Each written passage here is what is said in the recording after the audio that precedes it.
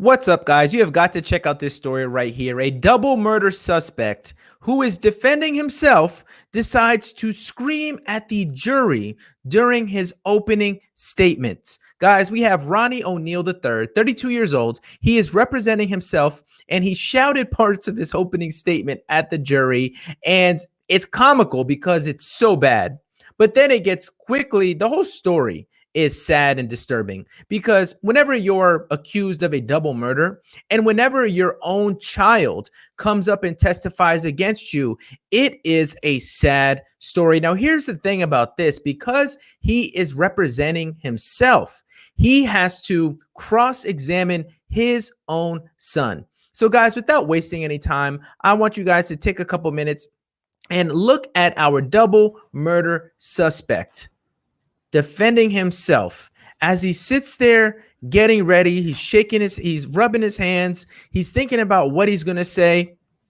And you would think that a person who's trying to get off of murder represents himself in a more self-controlled way. But as you guys are going to see, that is not the way he chose to represent himself. The evidence is going to show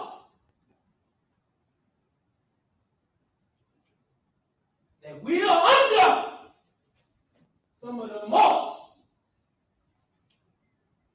vicious,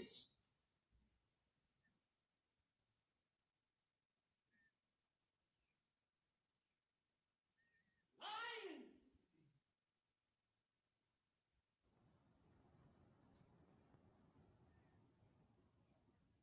fabricating, fictitious government you ever seen.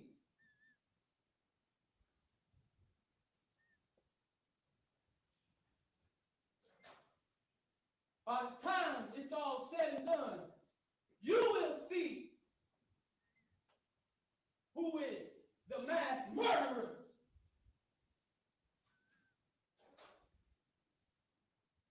in Tampa Bay,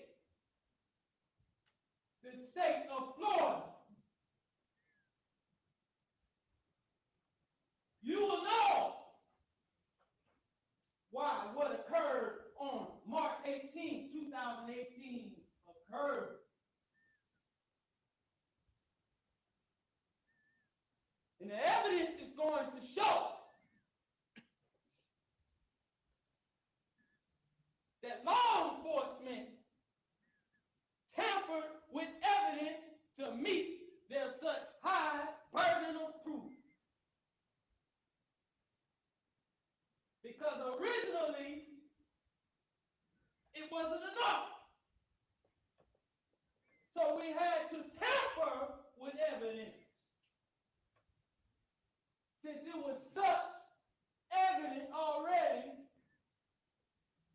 but we still had to tamper with evidence.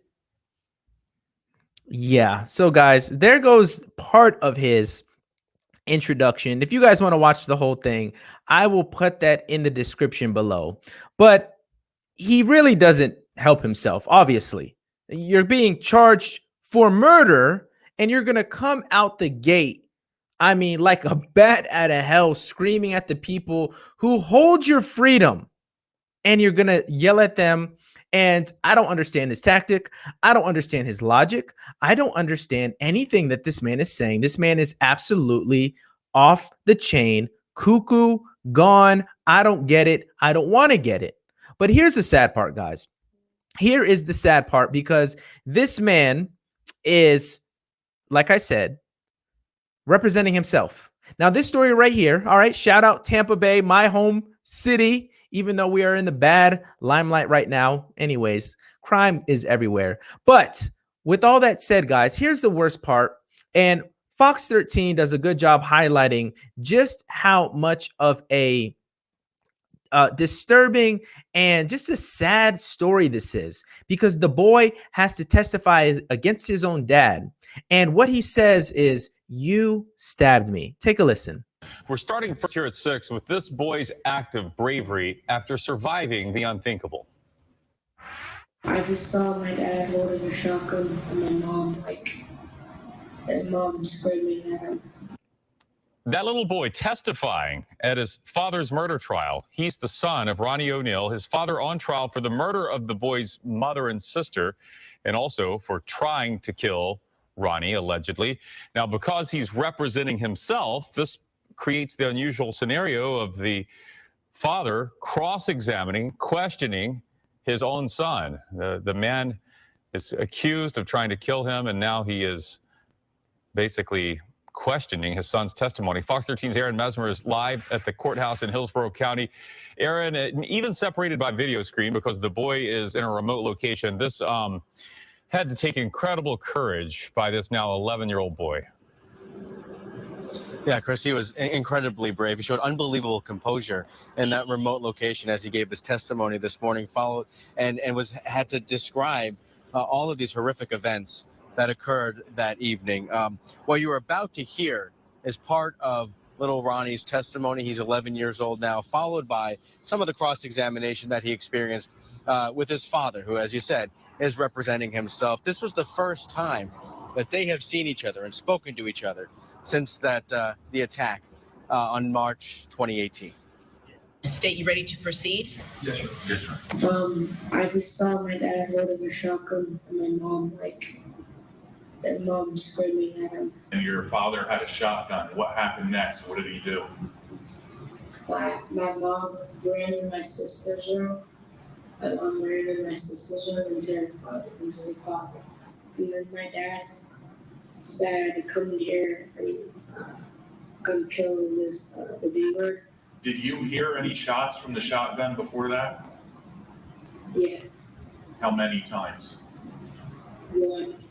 Was there a time when your mother was able to get out of the closet? She was like stumbling outside, and then I just saw my dad chase her. What do you remember happening next? My dad told me to walk around and say like some words. And do you remember what words your father told you to say? Allah Akbar. Allahu Akbar. Yes. Did he do something to your sister? Yes, he hit her with an axe. And then he went in the garage. I followed him.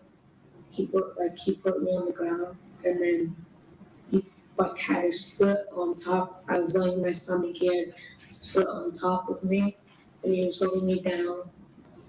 And he was like lighting a match. Mr. O'Neal, any questions? How you doing, Ronnie? Good. It's good to see you, man. Good to see you too. Did you see me shoot your mom? No. Did I hurt you that night of this incident? Yes. I did. And how did I hurt you? You stabbed me. Yeah. Wow. So guys, we could pause it right there. I mean, that's just that's alarming. That's terrifying. And that is a shame that a man is being testified against by his own son. Now, I don't understand any of Mr. O'Neal's tactics, and I don't understand how Allah Akbar, I don't even know how to say that, gets into play here. I mean, unless his snapping, clearly this man snapped, unless his snapping had to do with some sort of religious, religious background, I have no idea. All I know is this, guys. This story is extremely sad. This guy is showing us how we should not, if we were ever to represent ourselves in a court of law, don't do what he did. Okay. Better yet, don't be a double murder suspect. So for those of you who don't know the full story, I want to bring a little bit of that story to you guys. Just give you a little bit more pieces of context, because there's not a lot going on, but for the sake of just wrapping this on up, let's go ahead and look at this. So the murder trial for this man started on Monday. Okay. And like we've already said, he is being accused of killing his girlfriend and his daughter, his son's mother, which we just heard his son testify against him and say, "You stabbed me." So the evidence is going to show that law enforcement tampered with evidence. Now, I don't, you know what? Okay, let's say law enforcement did tamper with evidence, Mr. Oneal.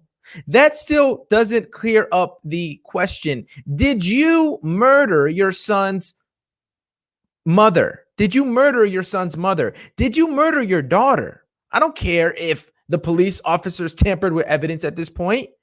The fact of the matter is this: did you commit murder? Prosecutors said the evidence is indisputable, and the only person responsible for the violent attack on his family is Ronnie Oneal. The state began its opening remarks by playing a 911 call made by Kenyatta Barron, O'Neal's girlfriend, as she pleaded for her life. Prosecutors said by then she had already been shot, and while the recording continued, Oneal can be heard beating her with a shotgun. All of this audible through 911 call. My goodness. And here we go, picture.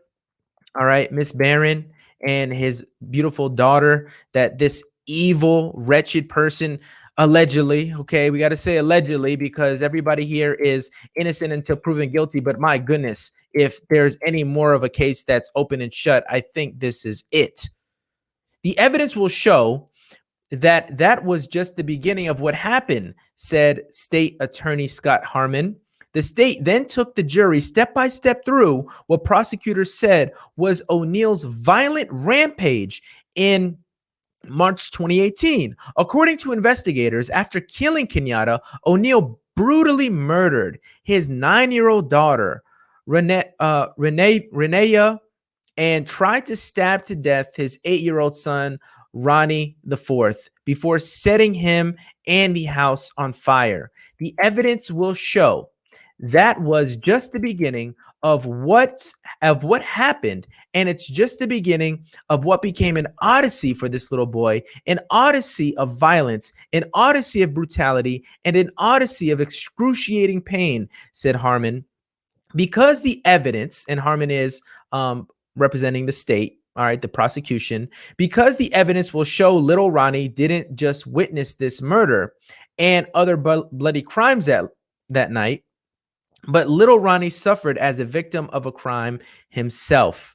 Now, guys, as you could see, this seems to be the work. This man right here seems to be literally the spawn of the devil. This man seems to be a cold-blooded killer who, for some reason, decided to yell Allah Akbar at the end of murdering or allegedly murdering his son's mother and then his own daughter. I don't know, guys. I just wanted to show you guys this story. Unfortunately, this is in my own backyard. And I just hope that as we move forward as a community, we can get people like this off of our streets. These are the type of people, if convicted, need to be sentenced to the death penalty and need to be stripped of all of their rights, and they are not allowed to live amongst us, because this seems to me to be an act of the devil and of barbaric magnitude. But I'm gonna leave that right there. Let me know what you guys think in the comment section below. If you enjoyed this video, make sure you like, comment, share, subscribe, hit the notification bell so you're notified anytime I make a video. If you guys want to support the channel, you could hit me up on PayPal and Cash App. One more time, guys, hit that like button. I will see you good people on the next one. As always, God bless. Peace.